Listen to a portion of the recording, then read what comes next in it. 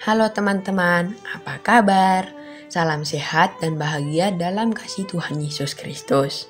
Hai Berham, Papa juga ikutan memberi salam pada sahabat BDKA.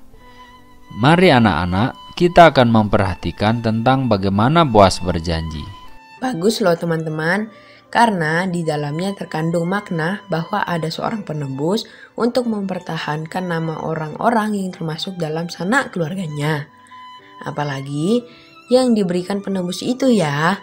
Yuk segera kita mulai.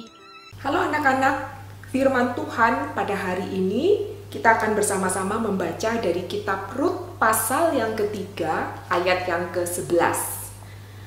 Oleh sebab itu anakku, janganlah takut, segala yang kau katakan itu akan kulakukan kepadamu, sebab setiap orang dalam kota kami tahu bahwa engkau seorang perempuan baik-baik. Anak-anak, mari kita berdoa terlebih dahulu sebelum kita merenungkan firman Tuhan pada hari ini. Mari kita berdoa. Tuhan Bapa di dalam surga, kami berdoa memohon Roh Kudus-Mu menolong setiap kami, memimpin kami untuk mengerti firman Tuhan dan menaati firman-Mu di dalam kehidupan kami sehari-hari. Terima kasih Bapa, berkatilah renungan kami pada hari ini. Di dalam nama Tuhan kami Yesus Kristus, kami berdoa dan bersyukur. Amin. Nah anak-anak, kemarin kita sudah bersama-sama melihat bagaimana Ibu Naomi yang awalnya merasa hidupnya itu sudah tidak ada pengharapan lagi. Tetapi kemudian akhirnya Tuhan memberitahu Naomi bahwa masih ada pengharapan, yaitu pada diri seorang bapak yang bernama Boas. Kenapa seperti itu? Karena ternyata di dalam hukum orang Yahudi, Bapak Boas ini adalah orang yang seharusnya melindungi dan memelihara mereka. Orang yang melindungi dan memelihara saudaranya ini menurut hukum Yahudi itu disebut penebus. Maka Naomi sangat senang sekali dan mulai melihat ada pengharapan yang diberikan oleh Allah. Naomi kemudian berencana untuk memberitahukan Boas bahwa dia adalah penebusnya mereka. Naomi melakukan apa yang menjadi bagiannya.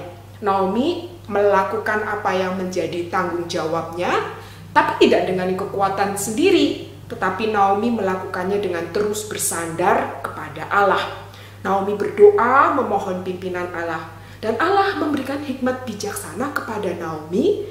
Naomi bisa memikirkan satu cara yang baik untuk memberitahukan Boas bahwa Boas adalah orang yang bertanggung jawab untuk memelihara dan menjaga hidup mereka. Boas adalah penebusnya mereka.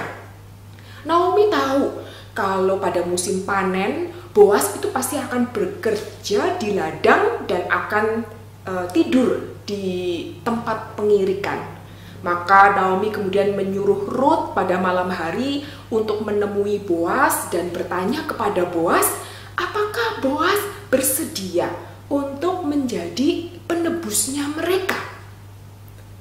Dan ketika Rut menemui Boas, menceritakan bahwa Boas adalah penebus dari Naomi dan Rut, Boas menjadi sangat kagum dengan Rut, melihat ketaatan dan juga kesetiaan dari Rut yang ditunjukkan kepada Rut. Maka kemudian Boas berjanji kepada Rut di ayat yang tadi bersama-sama kita baca, ayat yang ke-11 dikatakan, oleh sebab itu anakku, janganlah takut. Segala yang kau katakan itu akan kulakukan kepadamu, sebab setiap orang dalam kota kami tahu bahwa engkau seorang perempuan baik-baik. Lalu Boas kemudian memberikan 6 takar jelai anak-anak sebagai bukti bahwa Boas akan menepati janjinya. Wah, hati Rut senang sekali. Lalu kemudian Rut pulang ke rumah memberitahu Naomi bahwa Boas berjanji akan menjadi penebusnya mereka, dan Rut kemudian menunjukkan buktinya, 6 takar jelai yang diberikan oleh Boas. Hati Naomi juga sangat bersukacita dan sangat bersyukur kepada Tuhan.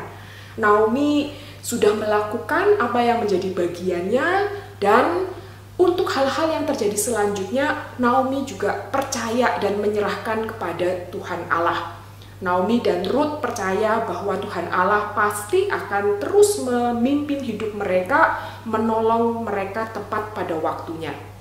Anak-anak, di dalam hidup kita, apa yang menjadi bagian kita, apa yang menjadi tanggung jawab kita, harus kita lakukan dengan tetap bersandar kepada pimpinan Tuhan dan hikmat bijaksana daripada Tuhan.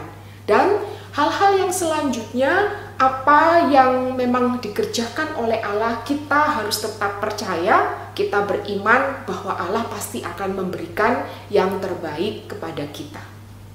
Amin. Mari kita berdoa.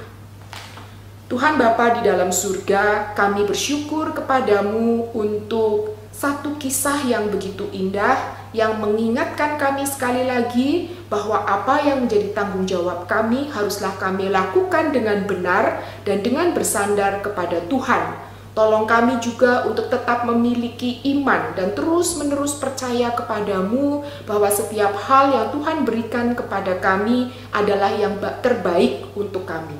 Terima kasih Bapa untuk firman-Mu pada hari ini. Di dalam nama Tuhan kami Yesus Kristus, kami berdoa dan bersyukur. Amin.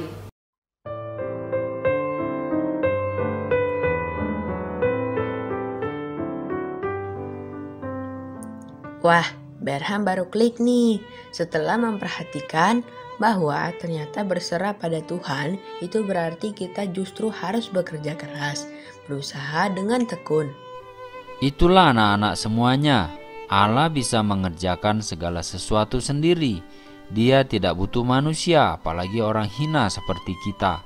Namun demikian, orang diberi kesempatan melalui doa serta mengerjakan tugas dengan penuh tanggung jawab. Terpujilah Tuhan yang memberkati dan menyempurnakan pekerjaan umatnya. Titip pesan penting. Untuk besok, baca bagian Alkitab berikutnya, yaitu Rut pasal 4. Bye!